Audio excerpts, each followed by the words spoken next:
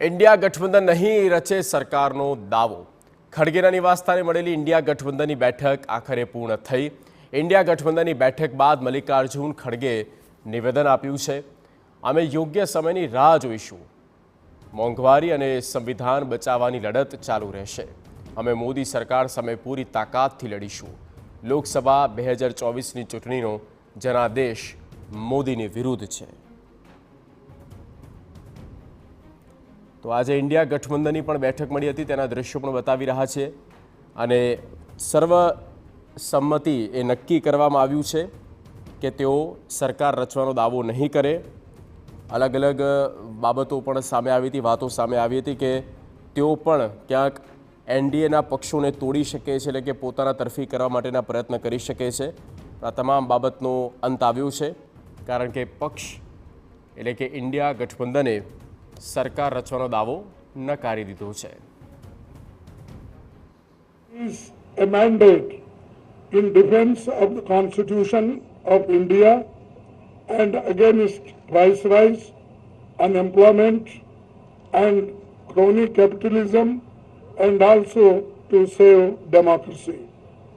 The India bloc will continue to fight against the fascist rule of the BJP led by Modi.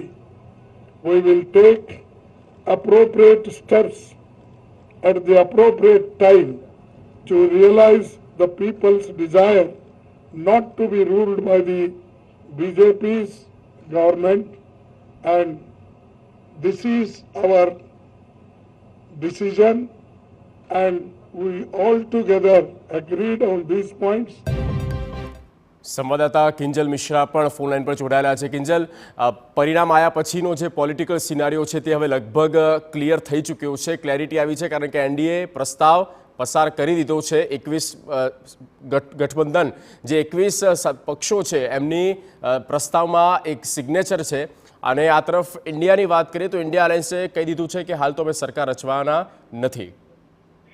જી બિલકુલ, કહી શકાય કે કોંગ્રેસના અધ્યક્ષ ખડગે દ્વારા હમણાં જ પ્રેસ કોન્ફરન્સ છે તે કરવામાં આવી છે, અને તેમાં સ્પષ્ટતા કરવામાં આવી છે કે હાલ તેઓ સરકાર રચવાના નથી। તે જે ચોક્કસ સમયે સરકાર રચશે, એટલે સ્પષ્ટતા ખૂબ થઈ ચૂકી છે કે એક તરફ સવારથી આપ જુઓ તો એનડીએની બેઠકનો દોર ચાલવો, ત્યારબાદ વડાપ્રધાન તરીકેની જે ઔપચારિકતા રાજીનામું આપવાનું હોય છે રાજીનામું આપવું, ત્યારબાદ એનડીએનો પ્રસ્તાવ પાસ થવો અને એક મતે પોતાના પક્ષના નેતા તરીકે વડાપ્રધાન નરેન્દ્ર મોદીની પસંદગી થવી અને 8 તારીખે શપથવિધિ થવી। એટલે કે ચિત્ર છે તે સ્પષ્ટ થઈ રહ્યું છે કે ફરી એક વખતે સરકાર છે તે ભાજપ બનાવી રહી છે, પરંતુ 10 વર્ષ બાદ ગઠબંધન સાથે સરકાર છે તે ભાજપ બનાવી રહી છે। તેના કરતાં પણ વધારે મહત્વની વાત એ કહી શકાય કે નરેન્દ્ર મોદી ગુજરાતના મુખ્યમંત્રી હતા ત્યારે પણ જે સિંગલ હેન્ડ તેમણે સરકાર ચલાવી હતી। ગઠબંધનમાં સરકાર ચલાવવાનો આ નરેન્દ્ર મોદી માટે પણ પ્રથમ વખતે વારો આવી રહ્યો છે। ત્યારે જોવાનું એ છે કે આખરે ગઠબંધન કરવું અને ટકાવી રાખવું એ કેટલો મુશ્કેલ આગામી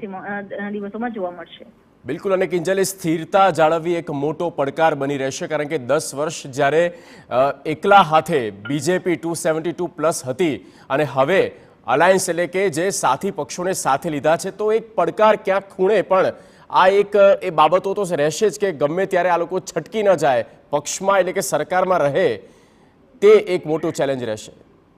જગદીશ, તેના કરતાં પણ વધારે ચેલેન્જ એ રહેશે કે અત્યાર સુધીમાં જેટલા પણ નિર્ણય લેવાયા હતા, હાલાકી ઘણા નિર્ણયો છે તે દેશ હિત માટે લેવાયા હોવાનું પણ માનવામાં આવે છે। 370ની વાત કરવામાં આવે તો પણ, કે કાશ્મીરની વાત કરવામાં આવે તો પણ, તેમ છતાં પણ કેટલાક જે બિલ હોય છે કે જે લોકસભામાં કે રાજ્યસભામાં મુકાતા હોય છે, એ ભાજપ બહુમતીના આધારે બિલ મૂકી દેતી હતી અને પારિત થઈ જતા હતા। તે છે તે કેટલાક જે નિર્ણયો લેવાતા હતા તેની અંદર પણ કોઈ પણ પ્રકારનો મત મતાંતર હોય તેમ છતાં પણ એ નિર્ણયોને વન વે આગળ વધતા હતા, કેમ કે બહુમતી હતી। પરંતુ હવે આપે આ જે આપ સમજો જગદીશ કે માત્ર શપથવિધિ સુધી ગઠબંધન નથી સાચવી રાખવાનું, હવે આગામી 5 વર્ષ સુધી આ એનડીએ ગઠબંધન સાચવી રાખવાનું છે। એટલે તમામ વસ્તુઓ પર સ્વાભાવિક છે ક્યાંક ને ક્યાંક બ્રેક વાગી શકે છે, નિર્ણયો લેવા પર, તેની લઈને ચર્ચા કરવા પર, તેના એક્ઝિક્યુશન ઉપર। એટલે કે આ જે 5 વર્ષ છે તે સૌથી કપરા જે છે એ બીજેપી સરકાર માટે ચોક્કસ છે, કેમ કે આ ગઠબંધન સરકાર છે અને તેમને ગઠબંધનમાં રહીને નિર્ણયો લેવાના અને લેવડાવવાના છે। ઓકે કિંજલ, આભાર તમામ માહિતી આપવા માટે। તો આ છે અત્યારની પરિસ્થિતિ, સિચ્યુએશન કહો, સિનારીઓ કહો, પોલિટિકલ. સરકાર બની રહી છે સ્પષ્ટ. નરેન્દ્ર મોદી 3.0 વાપસી કરે છે, પણ એ તાકાત, એ ક્ષમતા ક્યાંક ઘટી હોય તેવું પણ એ આંકડા પરથી આપણે સમજી શકીએ છીએ.